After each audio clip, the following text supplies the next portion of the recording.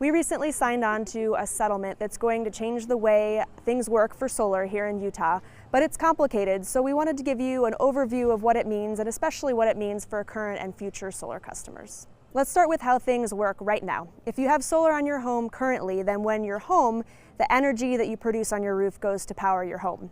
But if you're not home, it gets sent out to the utility grid.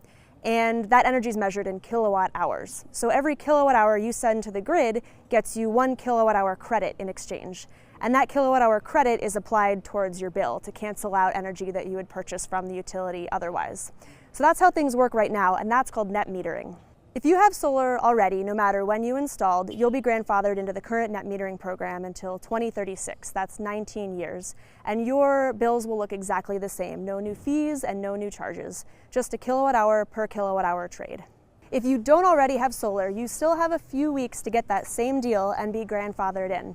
A key step to installing solar is filing what's called an interconnection application. And keep that in mind. You have a couple more weeks, either until 60 days after the Public Service Commission issues a final ruling on this settlement, or November 15th, whichever happens first, to get that interconnection application in, and you'll be considered part of the current net metering program and grandfathered until 2036. So if you've been thinking about installing solar, now is the time to contact a solar installer and get things started and get your interconnection application filed, because installing in the next few weeks is the best deal that you're going to get.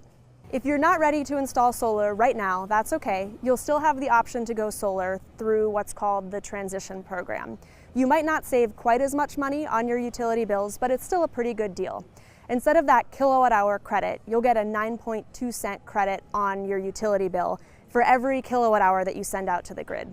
Now, you pay Rocky Mountain Power somewhere between 9 and 14 cents per kilowatt hour that you purchase. So the 9.2 cent credit that you get for the kilowatt hours you export to the grid isn't going to exactly cancel out the energy that you're purchasing from Rocky Mountain Power. It might be higher and it might be lower. It just depends on how you use energy. The important thing is that you'll be guaranteed that rate, so that means you can contact a solar installer and run the numbers for your home, and you'll know whether going solar makes sense for you right now. This program is called the Transition Program, and it will be available for a few years. We don't know exactly how long. It's capped at 170 megawatts, so that's about 25,000 homes. So there you go. Now you know exactly what to expect going forward, and if you want more information, you can check out our website, utahcleanenergy.org.